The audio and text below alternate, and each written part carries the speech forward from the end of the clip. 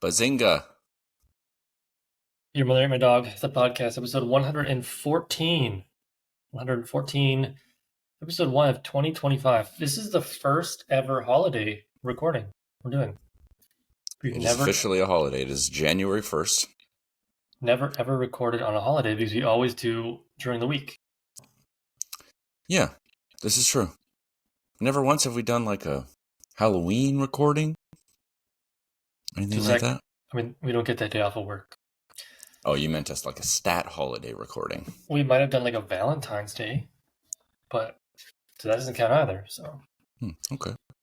I didn't know we were just talking about stat holidays, but that's cool with me. Well, see, I'm picking up what you're putting down. There are many holidays, right? There are many holidays in this world. Just look at a calendar. So obviously every day is a holiday for somebody. That's true. There's lots of retired people out there. Yeah. But today is the first episode we're recording on an actual holiday where we're off work, got paid for it. We're getting paid to do the podcast. We can finally say it. First time ever. So we'll get to stuff, but I said the word calendar. And so for Christmas I got a Jeopardy daily calendar. Hey, I got one of those last year. This one's for this year, 2025. Oh. So yours was for 2024, probably. It was. I only made it to about May and forgot about it. Well, there you go. So I thought for the podcast going forward, since this is going to live in the podcast room, that I would just ask you the question of the day. That's excellent. Or the 7 days in between us recording. So you can start with the first one right now. Yeah, today is January the 1st. So we'll start with the first one. The category is beaches. Okay. It's $1,000 question. Sorry. It's $1,000 clue. So it's going to be a hard beach question. It's a hard beach question, yeah. Okay. Hit me with it. Bradford Beach in this Badger State, so an American state, and then known as the Badger State. Okay. Hosts an annual polar bear plunge on January the 1st, with swimmers braving freezing cold waters. Okay. It's got to be a coastal state. At least, probably. It's got to be a state where it gets pretty cold, probably. Yeah. And I think of badgers. This Badger State. Where do badgers hang out? Do badgers hang out in the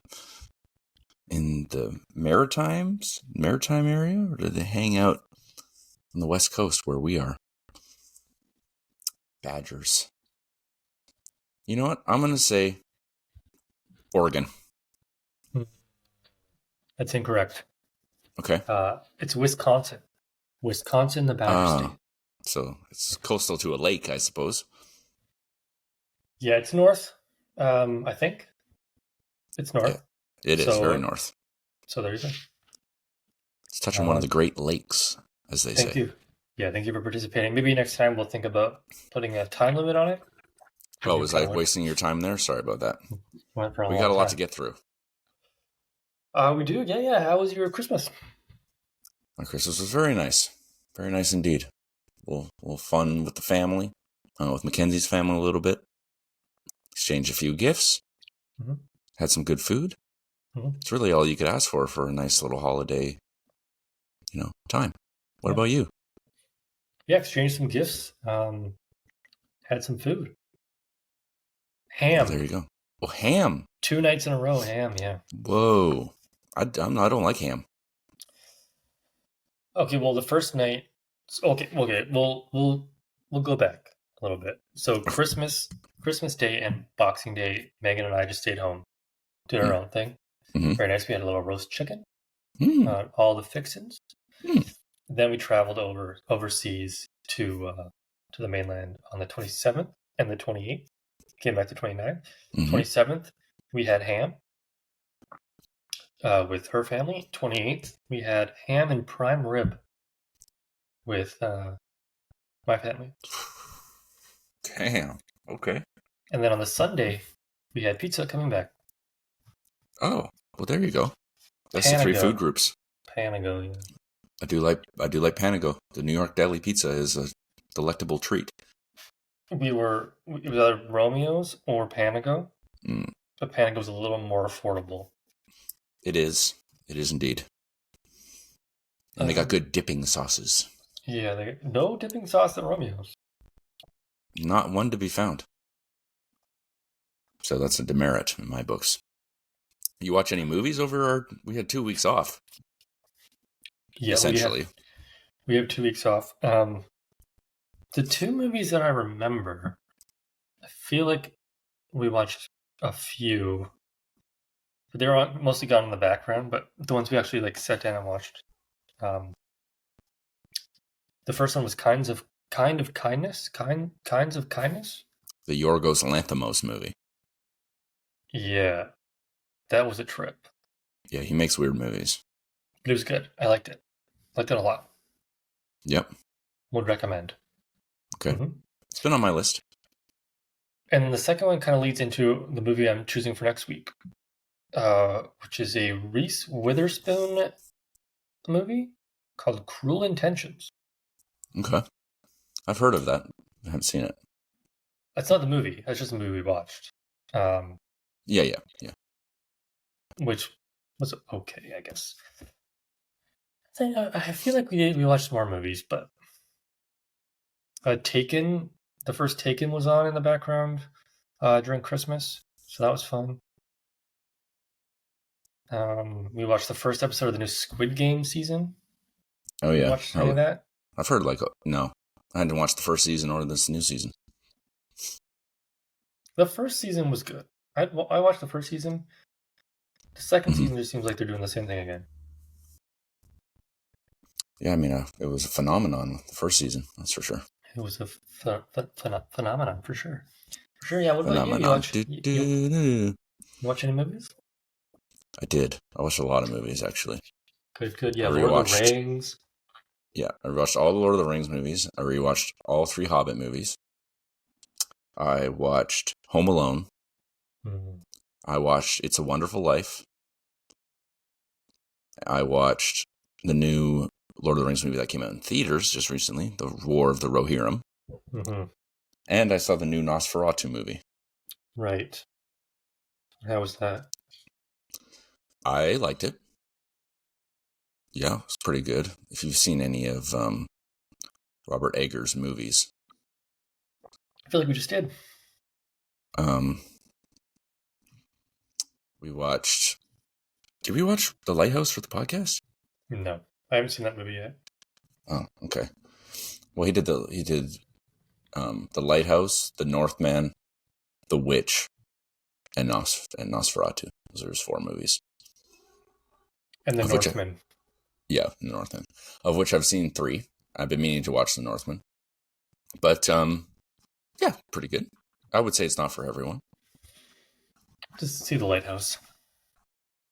Lighthouse is good. It's weird. It's got Willem Dafoe in it. So did Kind of Kindness. Yeah. And so does The Northman. Oh. So Willem Dafoe is kind of like his guy. Yeah, he's in 3 of his 4 movies. He's not in The Witch, that I can recall. Probably not. Probably not. But yeah, I saw a lot of movies. What is that, like 7, 8, 9, 10 movies? 11 if you count the one we did for the podcast. And we do. Yeah, that counts. Okay, that counts. 11. And that was free on YouTube. High quality. Very high quality. Yeah, but calm your brakes here. Okay, I'm calming my brakes. Yes, it's true. It's 2025. That's the year we're currently in, 2025. But yesterday was 2024 still. It was. And so what we normally do, this being the 4th year of our podcast, next week will be the 3rd anniversary, but 22, 23, 24, 25, now 4 years of podcasting. So 2024 year in review. We can do a little quick year in review, if you'd like. I love that. I would love to tell you, because you're not going to remember. I'm not going to make... that's not going to work. Is it going to work? I'm not going to make you look or remember. So I'm going to tell you your top 5 movies. I could tell you at least one of them. Yeah. The one you're thinking of is number one, I Okay. assume. Tetsuo the Iron Man. Yeah, that's number one. I was Yeah. going to go 5 up, but if you want to Well, just I've ruined start number with one. I've ruined number one. So now you just give me the rest. Okay, well, maybe it's in no particular order then. Okay. How about I like that. Tetsuo, the Iron Man, the Wrestler, Mickey Rourke, Hmm? give that an 8. Delicatessen, I forgot about that movie. That is a good movie. Afterlife, Mm-hmm. The Talented Mr. Ripley. Oh, yes. Those Another are your good one. top 5. Your top 5 movies in no particular order. 3 foreign films. Yeah, Much Ado About Nothing comes in 6. Oh, that's also a very good movie. There's 2 scenes from that movie I've rewatched pretty frequently. I guess it's one big scene, but anyway. I don't know why it's not letting me sort. Oh, maybe if I do this. Oh, maybe if I do this and do that. Okay, great. So instead of telling you my top 5 movies, I'm just going to tell you the top 5 combined scores between me and you.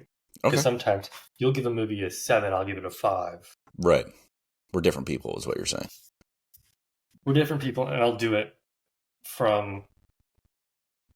We'll do 1, 2, 3, 4, 5. We'll do the top 7. Okay. Top 7 movies because it's 2024. 2 plus 2, 2 plus 0 plus 2 plus 4 equals 8. Okay, we'll do the top 8 movies. Okay, that's a good idea. Coming in at number 8, The Prestige. Tied with Much Ado About Nothing, 7.25 out of 10 combined score. Good movies. Coming in at number 7 is Shadow of a Vampire. Do you remember anything about Shadow of a Vampire? I remember a lot about that movie. It's basically the same plot as Nosferatu. Was that Willem Dafoe? Yeah, so Willem Dafoe plays Count Orlok in Shadow of the Vampire, and in this movie, Nosferatu that I just watched, he plays the guy who's like knowledgeable about killing vampires. I can't remember his name. Some Swiss guy. That was our 100th episode, or our 100th episode was Shadow of the Vampire. Willem Dafoe. 3-way tie for 4th place between Delicatessen, The Hustler, Pool Movie, Paul Newman. Oh, yeah. And The Wrestler. Wrestler. And number 3 is Tetsuo the Iron Man. 8 out of 10 because I give it a 7 and you gave it a 9.5. Number 2 is Afterlife, which I don't remember anything about, but 104. Which was that my movie then? No, it was your movie. That was my movie. And our number 1 movie of the year was The Talented Mr. Ripley. 8.675. You gave it an 8.5. I gave it an 8.75. This is a very good movie. Definitely. So in our Hall of Fame, The Talented Mr. Ripley joins. That was a weird way to say it.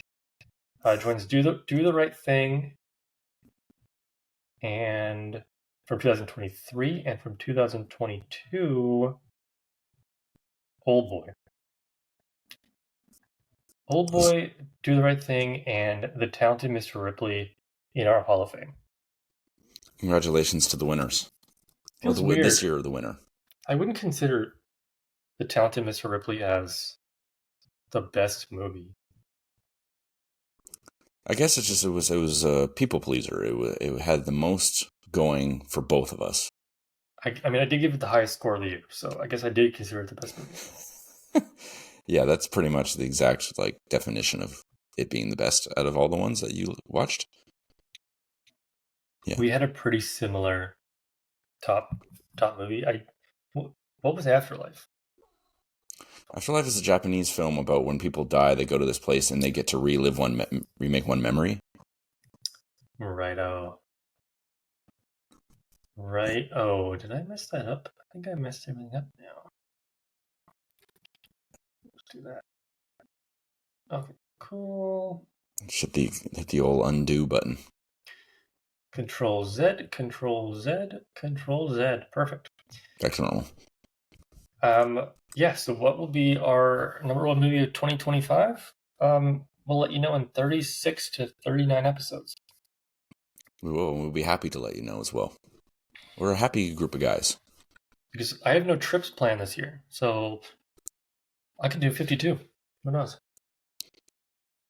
Yeah, I got some trips planned for sure, so it might be a little tough. Oh.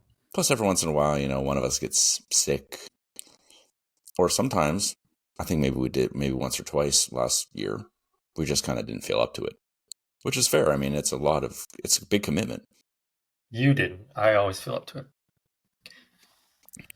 This is the best part of my week. This is the best part of your week? I'm coming in on a day off. That's true. That does mean something, even though I am also here. It is a nice, it's fun. It's very fun. It's one of my favorite things that I do. I'll clip that for Instagram. Okay, so anything else you want to talk about before we jump into the movie?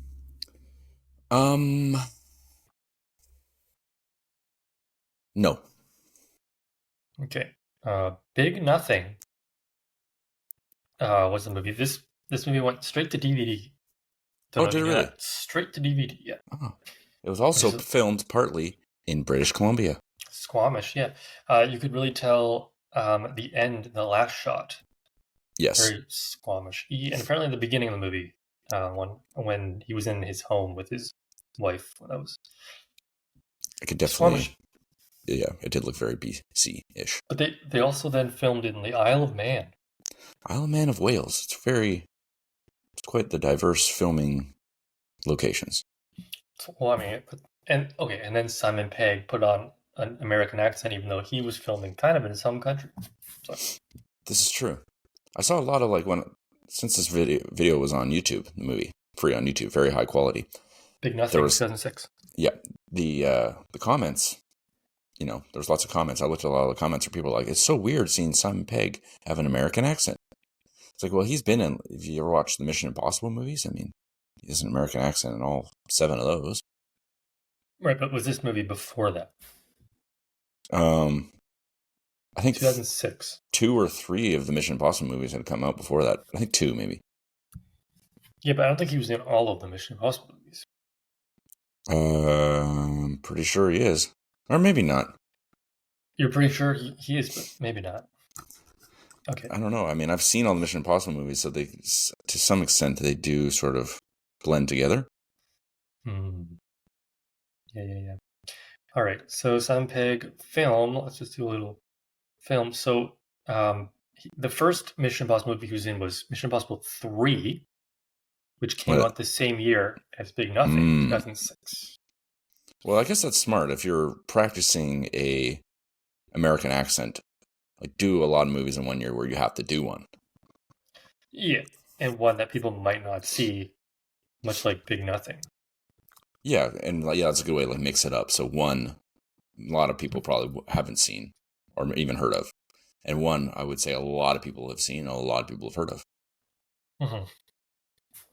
Tom Cruise, yeah. Mission Impossible movies are pretty popular, I think.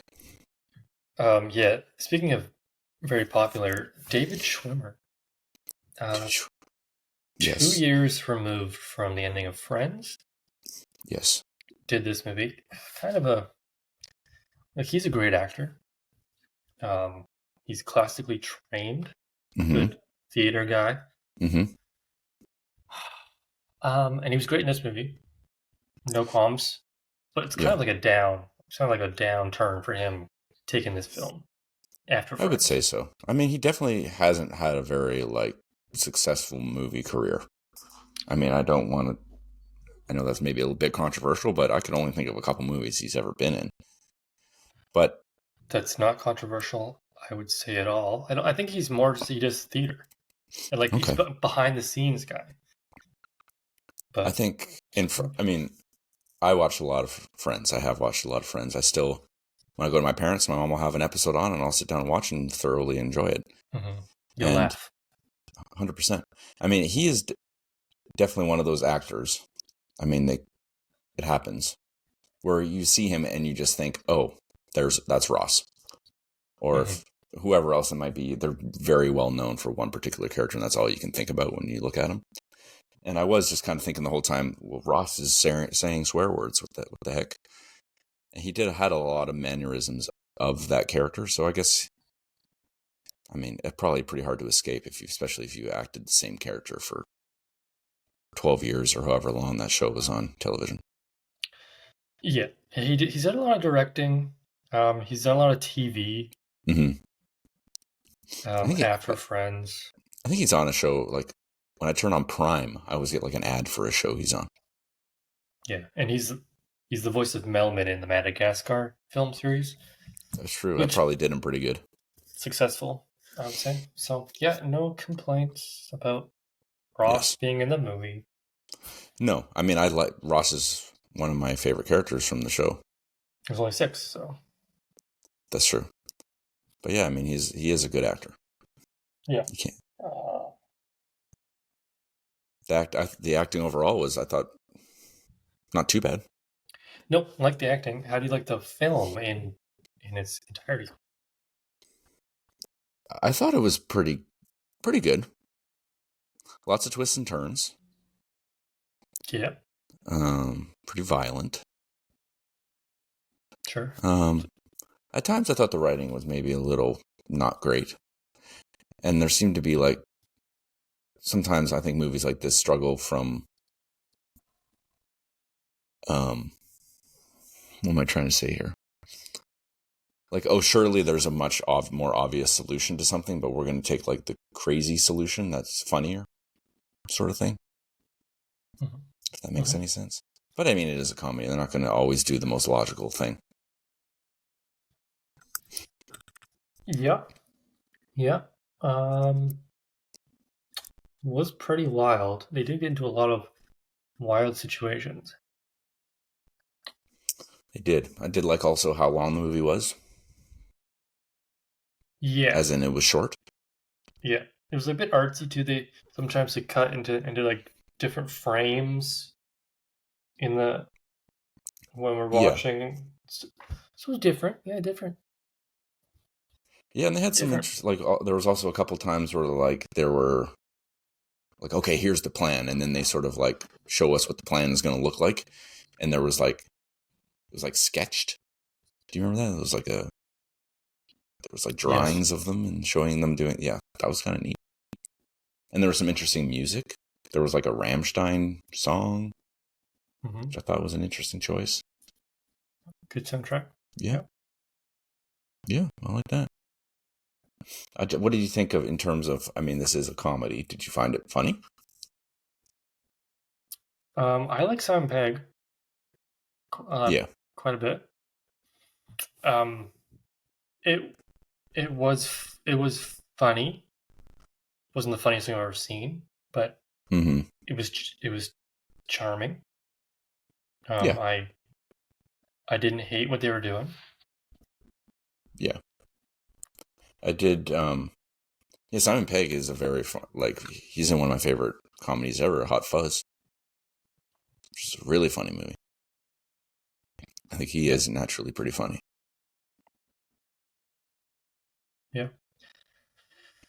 The movie, a bit, I would say, maybe a little. There's a lot of this movie that I don't remember. Like it maybe a little, not boring, but not memorable. Not memorable. That's the word. There were some good moments though. I did like the whole like when the cop showed up, and then he ends up dying. It wasn't predictable. No, it certainly was not. I did like the cop that showed the cop that showed up to the house, and he was just like the best cop ever. He was like, there was blood on the ground. Oh yeah, I'm just going to take a sample of this, even though you're not really a suspect. And then he's like, oh, what were you watching that DVD? And he's like, oh, it looks like someone was dragged here. And he's like, damn, like the most observant cop of all time. Yeah. Which is, I guess, a little unexpected. You would usually cops in these types of movies are depicted as like kind of like idiots. Yeah. That guy wasn't an idiot. No, he wasn't. I guess the problem with this movie too is that there's maybe not a whole lot to talk about. That's true. It was and there's it was a 6 out of 10 movie. Wasn't bad. Wow, you just gave your score right there, then and there. I'd watch it again. I will say before you jump in, the guy who played the agent at the end, Agent Himes. Yeah. He took the part. Famous actor. He does stuff. Yeah. Looks familiar. Yeah. He took the script because he felt that it was one of the sickest he'd ever read. Oh, okay. I think I may be desensitized to that sort of. Like I was reading the comments again, back to those YouTube comments, and people were like, "This, like I've heard of dark comedies, but this is a dark comedy." I'm like, it wasn't really that dark, but I think maybe based off the films I've seen before, this was sort of like small potatoes. Well, the whole like Reverend, like snuff film stuff. Yeah, that was pretty dark. Pretty dark. That's true. But I mean, yeah, I was definitely not the darkest film I've ever seen. No. I can name one darker, Tetsuo, the Iron Man. Yes, but I don't know. Comedy. Not a particularly funny movie. Maybe a little bit, but I don't think that's its true intention.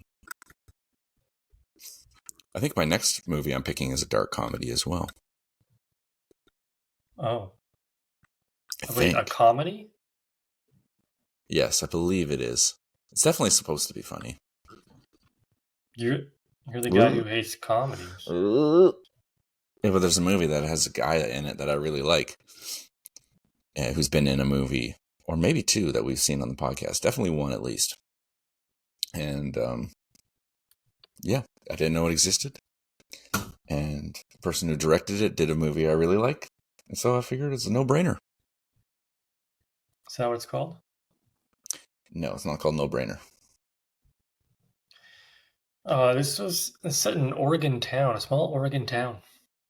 Hence the Oregon Undertaker. Yes. This movie got 43% on Rotten Tomatoes and a 6.7 on IMDb. So again, closer to the IMDb score, I think. Yeah. I'll be heading towards. The main actress is also British. Yeah, that one, I swear I've seen her in other movies where she plays an American, does an American accent. So much so, and she kind of, if this makes sense, she looks like she would be American. She looks very American, but she's not. So I was convinced she was, and then I very briefly saw like an interview where it was like a publicity interview for this movie. And she was talking, I'm like, oh, she's British. Okay, fair enough. I think that who plays David Shore's wife, I think she's also British. Yeah, maybe. I know is she's in the Truman Show. I was like, that's the lady from the Truman Show. Maybe she's not British then. Well, oh yeah, no, she's born in London. Okay. Nice. I know. You know things. I can look. You show me a picture of a woman, and I can tell you if she's British or not. Quick, name a woman. Natasha Lyonne. Okay, very nice. One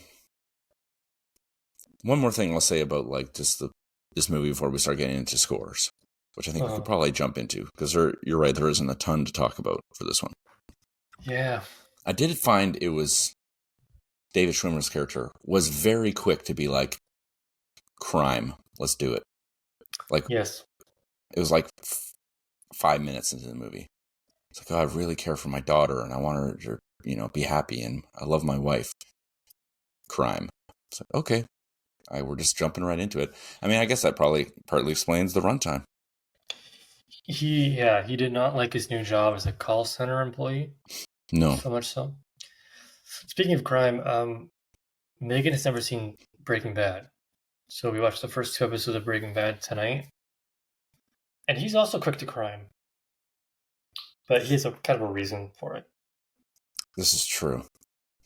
It's pretty amazing how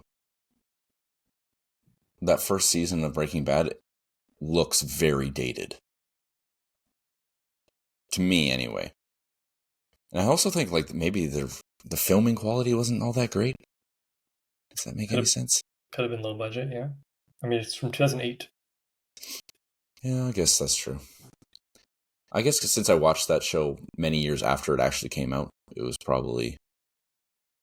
I wasn't used to the fact that it's actually from a bit before when I watched it. It doesn't look bad. It's on Netflix. Yeah, it doesn't look bad on Netflix. Okay. Well, what do I know? You know a lot. Okay, thank you. So I'm on Wikipedia right now, and you know how on the bottom of some articles it says something like "see also," and then Yeah. it gives like a little thing. Well, Yeah. there "see also" for this movie is list of films featuring diabetes. Right. There is a character with diabetes. I don't know. Yeah. I mean, it was a pretty small plot point. So I do find that interesting. But I mean, maybe the diabetic community has been looking for representation in film. I mean, as I think about it now, I can't think of many films where like a person with diabetes is represented. So maybe that's why. Well, this list of films on Wikipedia is it's not that long, but it gives it's probably like 40 films. Mm-hmm. But then it gives the film, and then it gives where diabetes was represented. Okay. There's a film called The Diabetic. Um, so for Big Nothing, it says criminals kill an FBI agent with diabetes by force feeding him a lollipop. Yes. That And then does happen. in the Babysitters Club from 1995, amidst various interpersonal dramas among the members of the club, Stacy grapples with revealing her diabetes to her older boyfriend Luca. Bit different. I don't think if you had put me in a room for the rest of my life, I would have been able to tell you that there is a Wikipedia page for when diabetes was represented in Hollywood film. Yeah. It seems quite well thought out as well. Do you remember the Ben Affleck Jennifer Lopez 2003 romantic comedy called Jiggly? Ziggly?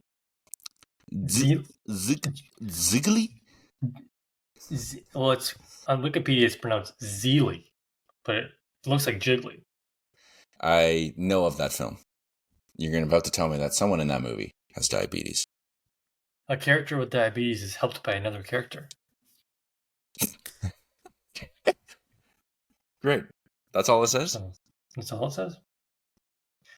Well, that's great. I do like how there is a lot of detail for some, such as the film we watched.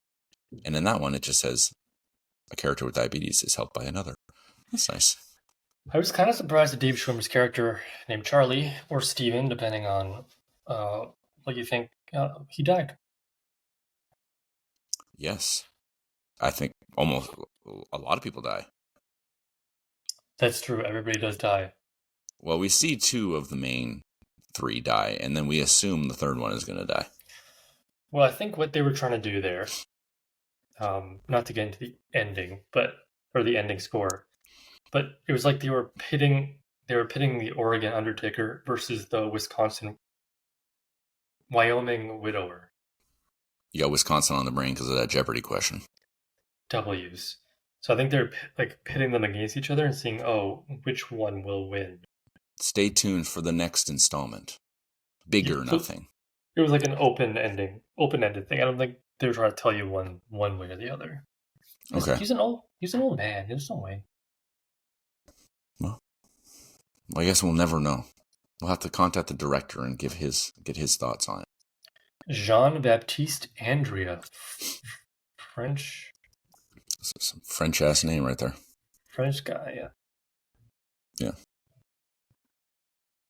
Yeah, he died. I liked the fact that he died, but The director, you like the fact that the director is dead now? Or are you no, talking about David Schwimmer's character? David Schwimmer's character. I'm sad about Simon Pegg, but Yeah. all right, scores. Let's get into scores. I think that's the time. Big Nothing, 2006. Acting. I liked the acting.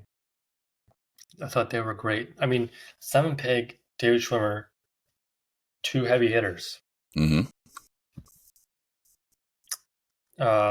The girl, Alice Eve, wasn't bad, but not David Schwimmer. Mm-hmm. Maybe the agent, and he seemed kind of over the top a little bit, but that was I'll give it a 7. 7 out of 10 for acting. Yeah, That's what I was going to give the acting as well. oh, I think really. Simon Pegg and David Schwimmer, yes, they are quite good actors. And I think they also have quite a knack for comedy. Mm-hmm. They're just pretty naturally funny, which helps a lot, when, especially when I don't typically like a comedy. I think being a natural certainly helps. So yeah, I think I'd agree with you. 7. How would you score the ending? I would say, I mean, obviously this movie has a lot of twists and turns. And then it felt as though they maybe were cramming a little too many of them at the end there. And it got a little messy, I thought. I did like that there was a lot of things that happened that I did not necessarily expect. Which is always a bonus. Definitely wasn't your typical ending. Mm-hmm. I think I'd give the ending maybe a 6.5. Yeah. Okay. Unexpected, a little messy. Unexpected, a little messy. Mm-hmm. I don't quite understand how David Schwimmer switched the money with stuffed animals. Mm-hmm. It was cool at the time, I guess. Got her. And he sacrificed himself so that she didn't get any money, I guess. Mm-hmm. But that whole like ending thing with the agent killing people and licking a lollipop to death, it was okay. It wasn't great. It was a very chaotic movie, like you said. I agree with that. I'm gonna give the ending a 5.5 out of 10. Okay. 5.5. Okay. What would you give this film out of 10 overall as a score? Well, you said it earlier, maybe about 10 minutes ago. So, this movie's like a 6 out of 10 movie. Pretty good. Yeah, it is. So I would give it a 6 out of 10. There's some funny moments, some unexpected things going on, fairly violent, which I tend to like. And yeah, and I like how it's pretty unknown. Mm-hmm. Yeah. It was very unknown. I had no idea until you told me. Yeah. A fun little movie knowledge you could drop on someone. It's like, oh, have you seen Big Nothing? And they're not going to say yes. You could say, well, let me tell you about it. How did you find out about this movie?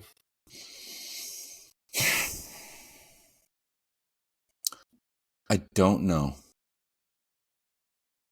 Honestly, I don't. Sometimes I go on Letterboxd and look up movies or whatever that I'm currently watching or a movie I'm interested in. And then it gives you all the actors, and you can click on the actors, and boom, it'll tell you all the movies they've been in. So I must have done that maybe with Simon Pegg or something like that, or David Schwimmer. Maybe I was interested, like, what movies has David Schwimmer been in? And that's how that came up. Okay. 6 out of 10 for me as well. Yeah, it was a good movie. I loved that it was on YouTube. I didn't hate anything about it. It was fine. It was a perfectly fine movie. Yeah. It's the best movie of the year so far. And we're starting off in agreement, which I love. Yeah. Yeah, that's good. Because, I don't know if you remember, Idiocracy was our first movie of the year last year. Right. Also, and that was not a good movie. No, you give it a 3. So I give that a 3? I feel like that's generous. What did you give it? 3.5. Yeah. I wouldn't recommend that one to anyone, really. Very much of its time. It was technically the second worst movie. Okay, well, actually, let's go back. Let's take a look at our worst movies. Worst movie. Okay, we'll do top 5 worst movies. Okay. Tough Guys Don't Dance and Mystery Men are tied for 6th worst. Coming in at 5th worst movie of the year was Top Secret. Val Kilmer. Top Secret. Yeah. That got a collective 4 out of 10 from us. Mm-hmm. All of these, except for the very last one, I score higher than you. Okay. Coming in at 4th worst was Ghost Ship. Oh, yeah. All of these are my movies, except for the last one. Ghost Ship got 3.75 out of 10. Third last, Idiocracy. Okay. 3.25. Second last was Hitman. Oh, yeah. 3, and our worst movie of the year was Gummo. Gummo, which was a good try by you. You thought, hey, let's try something different. And it was something different. 2.75 out of 10. Wow. What'd I give it, like a 4? You gave it a 3, and I gave it a 2.5. Okay. Yeah, it was definitely a weird one. A little too weird. A little too weird. So next week, we are going back into the mid-1990s. Nice. Okay. So as I told you before, I watched a Reese Witherspoon film. She was not the main character of Cruel Intentions. That was her now ex-husband, Ryan Felipe, and Sarah Michelle Gellar. Okay. Sarah Michelle Gellar, yeah. Before you tell me the movie, you keep saying what you're going to say, but can I have a guess at the movie? But anyway, you keep going. You guessed the movie. That was basically... Oh, it has Reese Witherspoon in it? She is one of the main characters, yeah. Fear. It's Fear. We're watching Fear, yeah. Yes. There's this very famous scene in that movie that I know about, but the rest of the movie I know nothing about. I know it has Mark Wahlberg in it. Yeah, Mark Wahlberg. That was kind of... It sounds like his first big role, maybe, where he kind of became the... Well, maybe not. No, because he was in that porn movie, but... He was in Boogie Nights, yeah. Yeah. Okay, never mind. But yeah, Fear. As I do every week, I open the floor to my roommates, and I say, "Hey, any movie you want to watch for the podcast?" And the movie that she really wants to watch is called The Visit with Catherine Hahn, and it's a movie we've seen before. She wants to watch it again and wants us to watch it. It's not ever going to happen on a podcast. Okay. But then this one came up. She's like, "Oh, you should watch Fear with Reese Witherspoon and Mark Wahlberg." And I looked into it. I'm like, yeah, it doesn't have a very good rating, but it's considered a cult classic. So I do like those types of films. Cult classics. Okay, that's great. I'm excited about that. And I knew of the movie, obviously, because I guessed it.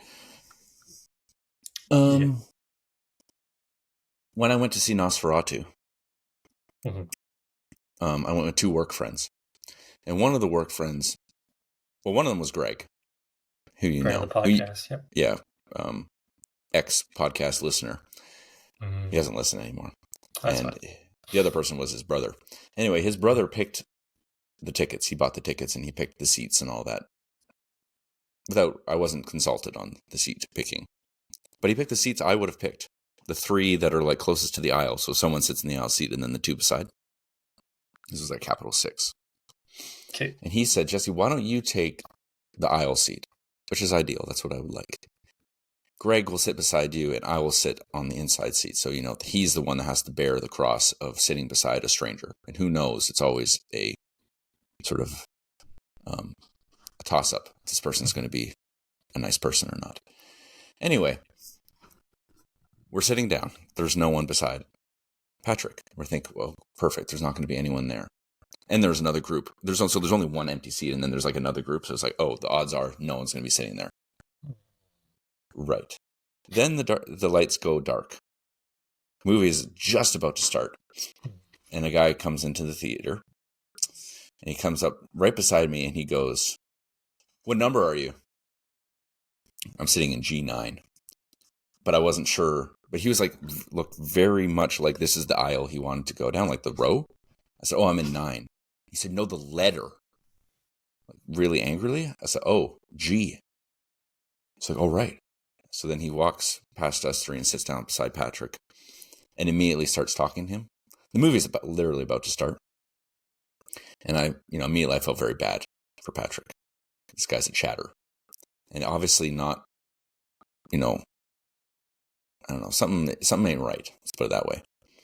But thankfully, about 30 minutes into the movie, he got up and walked, about halfway past. So he was probably between me and Greg. And then he very loudly goes, this movie fucking sucks.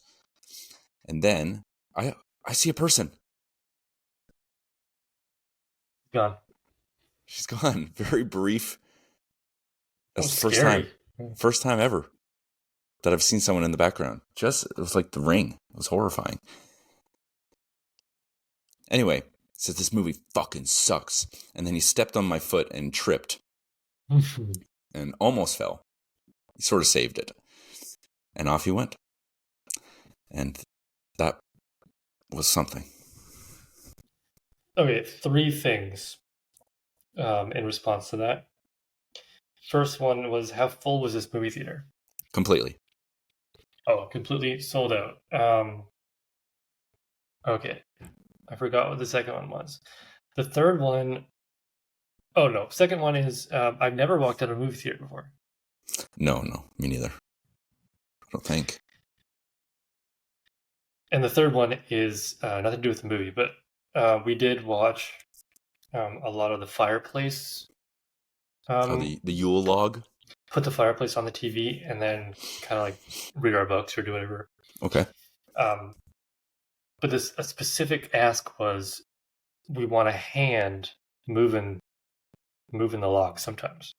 Yes. Nobody has those anymore. Like the Netflix ones, nobody ever moves anything. And then the ones on like the free TV don't. So we looked up and found on YouTube the 1986 Shaw one. That's the one.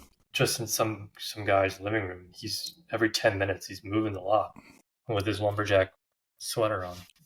I completely agree with you. You need to have the guy who, I think it's like a plaid shirt or whatever he's wearing, fixing the log. That's part of it. That's like the best part.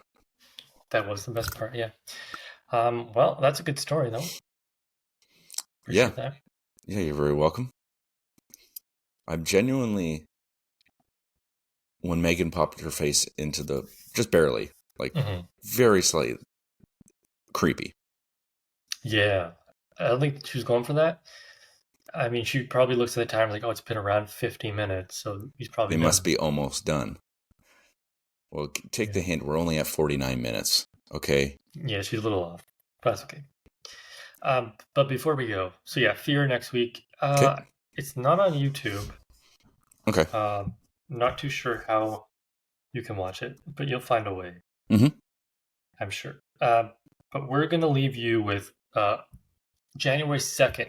It's been staring at me this whole time.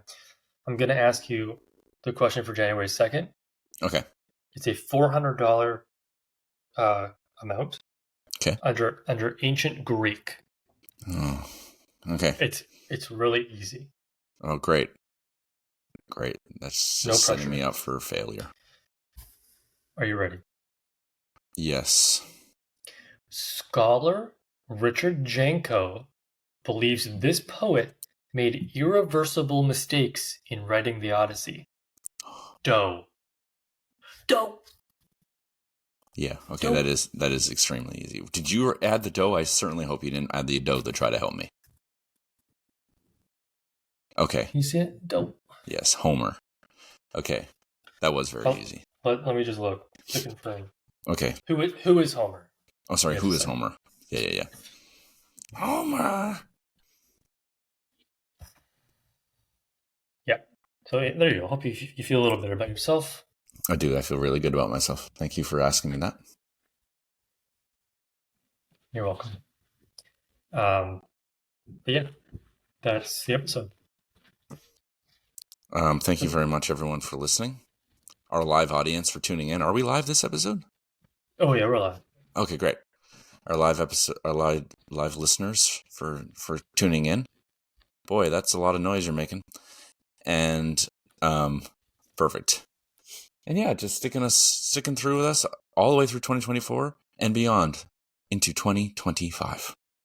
Yeah, shout out to the day one listeners from January 2022. We've made it. We've made it. We've done it. 2025. Who would have thought? Who would have thought?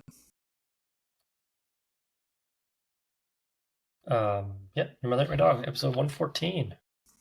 Look at us. You did it.